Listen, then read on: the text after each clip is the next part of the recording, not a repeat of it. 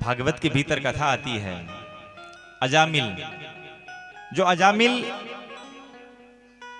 ब्राह्मण था, सत्कर्म करता था, लेकिन एक बार जंगल से जब निकल रहा था तो एक गणिका को पर पुरुष के साथ जब देख लिया ना, तो उसके भीतर पाप आ गया। देखिए पाप है ना, दो रास्तों से भीतर आता है, पहला आंखों से और दूसरा कानों से। इसलिए सावधान रहो, आंखों से और कानों को सदा सर्वदा के लिए सावधान रखो। अगर आप इन्हें सदा सर्वदा के लिए सावधान रहो, जो व्यक्ति अपना कल्याण चाहता है, कथा उन्हीं के लिए है साहब। जो व्यक्ति संसार को चाहते उनके लिए नहीं। हाँ, हमें मानव देह मिली है, इस मानव देह को अगर प्राप्त करके अगर हम चाहें कि कल्याण चाहें, तो सबसे पहले अपनी आंखों को सावधान रखना पड़ेगा, कानों को सावधान रखना पड़ेगा, क्योंकि जो पाप है ना, आंखों के और कानों के जरिए ही भीतर प्रवेश करता है। तो जो अजामिल था, भले ही सत्कर्म करता था, लेकिन आज केवल और केवल एक ऐसा दृश्य देख लिया कि उसके भाव में परिवर्तन हो गया। अब उसके मन में एक ही भाव जगा कि इस गणिका को मैं अपनी पत्नी बना लूं। बस उस गणिका को धन का लोभ देकर वो अजामिल अपने घर पर ले आया। लेकिन वो गणिका जो थी ना, वो गणिका बोलने लगी कि अरे अगर मुझे इस घर में रखना है तो जो आपकी ये जो पहली पत्नी है, इसे घर से रवाना करना पड़ेगा। अजामिल इतना कामांध था कि अपनी विवाहिता जो पत्नी थी उसे घर से निकाल दिया। केवल और केवल कैसे? केवल आंखों से पाप देखा। और हम और आप आजकल ये एंड्रॉइड का जमाना है, मोबाइल देखते हैं ना, मोबाइल में न जाने क्या क्या दृश्य देखते रहते हैं, तो हमारी गति क्या होगी साहब, हमारी गति क्या होगी। इसलिए सावधान हो जाओ। अगर जीवन सुधारना चाहते हो ना, तो ऐसे दृश्यों से दूर रहें। ये पाप कब मन में बैठ जाएगा, इसका किसी को पता ना चलेगा। आज उस गणिका के कहने से अपनी पत्नी को घर से बाहर निकाल दिया। अब धीरे धीरे वो जो सत्कर्मी जो अजामिल था, वो पूरा का पूरा माया में जा मिला। और माया में मिलने के बाद अब खूब लूटपाट करने लगा। अब सब लोग भाग उसे डाकू अजामिल नाम से जानने लगे। डाकू अजामिल कहने लगे सब लोग। एक दिन कुछ संतों की मंडली जा रही थी, तो जब संतों की मंडली ने देखा कि हमें यहाँ अंधेरा हो गया है, तो क्यों ना हम लोग कहीं पर थोड़ा विश्राम करें। तो एक महाशय से पूछा कि भैया हमें कुछ रहने के लिए जगह चाहिए, आज की रात्रि हम यहाँ निकालना चाहते हैं। हम 12-13 मूर्ति है और हम यात्रा में जा रहे हैं। तो एक किसी मसकरे ने मजाक करते करते कह दिया कि इस गांव में तो सबसे बड़ा भक्त अजामिल भक्त है, आप एक काम करो, उसी के यहाँ जाकर निवास करो। और वो जो संत महात्मा थे वो सीधे अजामिल के यहाँ पर गए। और उस समय अजामिल घर पर नहीं था, अजामिल की पत्नी थी। संत ने पूछ लिया, अरे ये भगत अजामिल का घर यही है। आज उस गणिका को लगा कि राम राम, मेरे विवाह को इतने बरस बीत गए, फिर भी आज से पहले इनको किसी ने भक्त अजामिल नहीं कहा है। अरे महाराज पधारी है। तो इतने में आज संत ने कहा कि हम 10-12 मूर्ति है, हमारा एक निवेदन है, अगर आपके यहाँ थोड़ी सी रहने की जगह मिल जाए और बस कुछ भोजन की सामग्री मिल जाए तो आपका बड़ा उपकार होगा। अजामिल की पत्नी आज फूट फूट कर रोने लगी और कहने लगी, महाराज मैं आपको अपने हाथ से भोजन करा सकूं, ऐसी मुझ में योग्यता नहीं है। आप एक काम करिए ना, आप किसी पास वाले घर से जाकर ये करिए, मैं माफी चाहूंगी। लेकिन आज संतों ने कह दिया कि नहीं, सब लोग आपके पतिदेवी जी की बड़ी तारीफ कर रहे थे, आप एक काम करिए, आप अगर बना ना सको तो कुछ सूखी सामग्री हमें दे दो। तो संतों ने आराम से बाहर भोजन पकाया और भोजन पाने के बाद में आज इत्ते में अजामिल आ गया। और वो संत सीधे पहुंच गए अजामिल के घर के अंदर और कहा कि अरे भक्त अजामिल, कहते हैं ब्राह्मणों को भोजन कराने के बाद में अगर दक्षिणा दी जाती है ना, तब जाकर वो पूर्ण फल प्राप्त होता है। एक काम करिए ना, भोजन तो आपके यहाँ का हमने पा लिया है, अन्न तो आपके यहाँ का पा लिया है, पर दक्षिणा आप मुझे दे दीजिए, हमें दक्षिणा प्रदान करिए। और जो ही कहा कि दक्षिणा प्रदान करें, आज जो अजामिल था उसने माथे पर काली पट्टी बांध रखी है और अजामिल ने कह दिया कि अरे हे संतों, तुम किससे दक्षिणा मांग रहे हो? आप लोगों की सबसे बड़ी दक्षिणा यही है कि मैंने आप लोगों को लूटा नहीं है, इसलिए तुम रवाना हो जाओ। आज संतों ने कहा कि अरे हमने इसका अन्न पाया है, अगर हम ऐसे ही चले जाएंगे तो बिल्कुल गड़बड़ काम हो जाएगा। आज अजामिल की पत्नी गर्भवती थी। अजामिल की पत्नी को कहा, देखो अगर रुपये पैसे की दक्षिणा हमें नहीं चाहिए, देवी तुम एक काम करना, तुम्हारा जो ये पुत्र होगा, इस पुत्र का नाम तुम नारायण रख देना, ये हमारी सबसे बड़ी दक्षिणा होगी। अजामिल की पत्नी ने कह दिया कि जी महाराज, अगर आपकी इच्छा है तो मैं बिल्कुल इस पुत्र का नाम नारायण रख दूंगी। आज 10वें पुत्र का नाम नारायण रखा गया। और नारायण, अब कहते हैं सबसे जो बड़ा बेटा होता है ना, बड़ा बेटा बाप को ज्यादा प्यारा लगता है, और सबसे छोटे वाला जो होता है ना, वो माँ को सबसे प्यारा लगता है। और बीच वाले की विडंबना देखो, जितने भी संत महात्मा घूमते होंगे उनको पूछना आप घर में कौन से नंबर के हो, तो वो कह देंगे कि हम बीच वाले हैं। तो आज यहां पर ये अपवाद था, आज यहां पर ये अपवाद था। जो अजामिल था, अजामिल का प्रेम किसके साथ ज्यादा?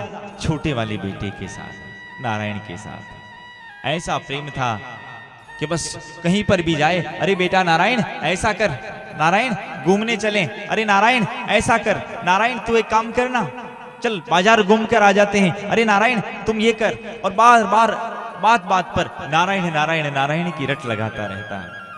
और जब बात बात पे जब नारायण की जब रट लगती रहती ना, उसका स्वभाव ही बार बार नारायण रटने का हो गया। और जब नारायण नारायण रटने का उसका स्वभाव हुआ ना, तो इतने में आज एक दिन की बात है, वो रात्रि में विश्राम जब कर रहा था, विश्राम करते करते अचानक से उसे लेने के लिए यम के दूत आए। और यमदूत उसे उठाकर ले जाने वाले थे, और उसका स्वभाव था बात बात में नारायण को बुलाने का। और उसने सोते सोते बस आधी नींद में ही बुला लिया, अरे नारायण बचा, अरे नारायण बचा। और इतने में भगवान नारायण के पार्षद आ गए। भाव से बोलो ना एक बार। और भगवान नारायण के पार्षद आ गए, यमदूतों को कहा, अरे भैया ये इसने हमारे मालिक का नाम लिया है, इसलिए आप रवाना हो जाओ। और इतने में यम के दूतों ने कहा, अरे आप लोग पगला गए हो, इन्होंने इनके बेटे का नाम पुकारा है, इनके बेटे का नाम लिया है नारायण। हमने कहा कि ये हम नहीं जानते, बस हमारे स्वामी का नाम नारायण है। और कहते हैं आज यमदूतों में और भगवान विष्णु के पार्षदों में खूब लड़ाई झगड़ा हुआ, और अंत में उन विष्णु के पार्षदों को जीत मिली। और जो यमदूत थे वो हार कर यमराज के पास गए, और यमराज के पास जाकर कहा कि महाराज आज तो हमें बड़ा मार खानी पड़ी। तो इतने में कहा क्या हो गया? अरे क्या बताऊं, आपने पापी अजामिल को लेने के लिए भेजा ना, तो वहां पर नारायण के पार्षद आ गए। और इतने में कहा, अरे धीरे बोल, नारायण का नाम यहां मत बोल। तो क्यों? अरे अगर तू नारायण का नाम बोलेगा तो अपनी तो दुकानदारी ही बंद हो जाएगी भैया, सब के सब स्वर्ग के अधिकारी हो जाएंगे। तो इतने में उसने कहा कि प्रभु नारायण नाम का इतना महत्व है? कि हाँ हाँ, नारायण नाम का बड़ा महत्व है। तो ये बात आप कैसे जान सकते हो? तो इतने में आज यमराज जी ने कहा, इस बात की जानकारी हम 12 जनों को तो बिल्कुल भली भांति से पता है कि भगवान नारायण के नाम का महत्व क्या है। जो 12 महाभागवत भक्त हुए हैं, उनमें से यमराज जी भी भगवान के महाभागवत भक्तों में एक है। कि स्वयंभूर नारद संभो कुमार कपिलो मनो प्रहलादो जनको भीष्मो बलिर्व्यास किं वयं द्वादशेति विजानीमो धर्म भागवतम भटा। अरे हम 12 जनों को इसकी पूर्ण जानकारी है, कोई भी अगर भगवान का नाम ले लेना उसे तुम्हें नहीं लाना है। तो प्रभु हम किसको लेकर आए? अब आप ही बता दो, जो भगवान का नाम ले उसे लेकर नहीं आए तो फिर किसको लेकर आए? तो इतने में आज यमराज जी ने कह दिया कि आपको केवल उसी को लाना है जो कभी भगवान का नाम ना ले, जिसकी जिह्वा कभी भी भगवान का नाम ना ले। कि जिह्वान भक्ति भगवानो गुणानाम ध्येयम, जिसकी जिह्वा कभी भगवान का नाम ना ले और जिसका चित्त, जिसका सर कभी भगवान के आगे झुके नहीं ना, ऐसे व्यक्तियों को लाने की छूट है। और इसने जाने अनजाने में भी अगर भगवान का नाम ले लिया ना, तो भी तुम उसे लाना मत। तो कहा जाने अनजाने में भी? हाँ हाँ, जाने अनजाने में भी। अरे जैसे आग अगर जल रही है, हम जानबूझकर आग में हाथ लगाएंगे ना तो भी अपना हाथ जलेगा, और अनजान में हाथ लगाएंगे ना तो भी जलेगा। ये जाने अनजाने में प्रभाव भगवान का नाम अपने आप प्रकट कराता है। राम नाम में इतनी ताकत है, भगवान के नाम में इतनी ताकत है।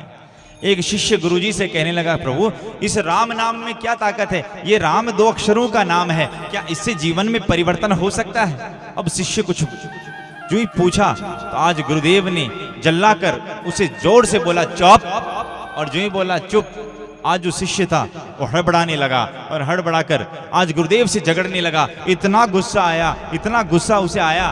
तब गुरुदेव ने कहा कि तुझे गुस्सा कैसे आ गया? तो इतने में कहा कि आपने मुझे चुप बोला है इसलिए।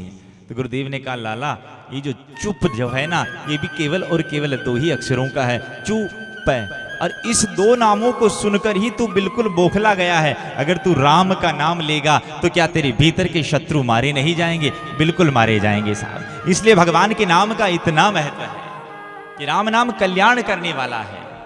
भगवान का नाम कल्याण करने वाला, और यहां तक कहा गया है कि भगवान से भी बड़ा भगवान का नाम माना गया है। भगवान के नाम से भी बड़ा भगवान का नाम है। आप सब ने कथा सुनी होगी कि जब समुद्र में जब सेतु बनाने का जब काम हो रहा था, तब सभी राम नाम लिख रहे थे पत्थर के ऊपर, और राम नाम लिखकर सीधा उसे पत्थर को पानी में फेंक रहे थे और पत्थर आराम से तैर रहा था।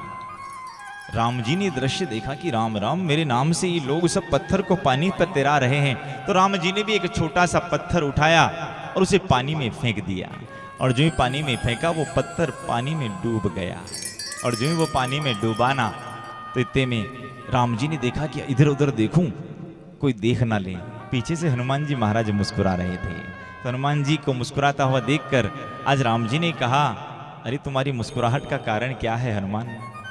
अरे हमने भी थोड़ी ट्राई की कि चलो आप लोग राम नाम से पत्थर तैरा रहे हो, क्यों ना एक पत्थर मैं भी फेंकूं कि तैर सकता है कि नहीं तैर सकता। आज हनुमान जी कहने लगे, अरे प्रभु आपको एक बात बताएं, अरे जिसे आप स्वयं ही त्याग दो, क्या वो संसार के भीतर तैर सकता है? भाव से बोलो ना एक बार।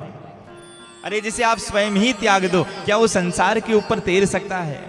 अब ये खबर जब लंका में पहुंची, लंका में मंदोदरी ने रावण को कह दिया कि रावण को कहा, हे महाराज आप भगवान राम के प्रति ऐसी द्वेषता ना रखें, आपसे हमारा करबद्ध निवेदन है, आप सीता को छोड़ दीजिए, सीता को राम के हवाले कर दीजिए, प्रभु हमारा निवेदन है। तो रावण ने कह दिया, ऐसी क्या बात हो गई मंदोदरी, आज तू बड़ी बौखला रही है। अरे आपको पता है, अरे राम जी के नाम से पत्थर तैर रहे हैं, अरे राम जी के नाम से पत्थर तैर रहे हैं, तो इसलिए आप उनसे पंगा मत लीजिए। रावण ने कहा, अरे वहां केवल पत्थर तैर रहे हैं, मैं पूरा का पूरा पर्वत तैरा सकता हूं। तो मंदोदरी ने कहा कि अच्छा आप पूरा का पूरा पर्वत तैरा सकते हो, देखो तैरा के बताओ। आज रावण ने पूरा पर्वत उठाया और पानी में फेंका, और फेंका तो पत्थर तैरने लगा। और जब पत्थर तैरने लगा तो मंदोदरी ने आकर रावण के कान में कही, सच्ची सच्ची बताना, आपको आपकी अर्धांगिनी की सौगंध है, ये पत्थर पानी में कैसे तैर रहा, ये पर्वत पानी में कैसे तैर रहा है? आज रावण कहने लगा, सच्ची बताऊं, पर्वत को उठाकर जो ही मैं फेंकने लगा, और फेंकते फेंकते मैंने उस पर्वत को कहा, अगर तू पानी में नहीं तैरा ना तो तुझे राम की सौगंध है। भाव से बोलो ना एक बार। तो राम नाम में तो इतनी ताकत है साहब, राम नाम में तो इतनी ताकत है कि राम से भी बड़ा राम का नाम माना गया है। पापी जो अजामिल था, वो अजामिल भगवान के परम धाम में केवल और केवल भगवान अपने पुत्र का नाम लेने के बदले में भी वो ठाकुर जी के उस परम धाम को वो पहुंचता है। इसलिए भगवान का नाम लेने की आदत डालो, नाम लो, नाम जप करो, जितना हो सके उतना जप करो। अगर हम ऐसा भाव रखेंगे ना तो बिल्कुल ठाकुर जी की कृपा हम पर क्यों नहीं होगी, क्योंकि भगवान नाम के अधीन है। पर होता क्या है, हम भगवान का नाम लेने में भी बड़ी कंजूसी करते हैं। इसलिए स्वभाव बनाओ। आज अजामिल का उद्धार केवल और केवल भगवान का नाम लेने मात्र से मिल गया।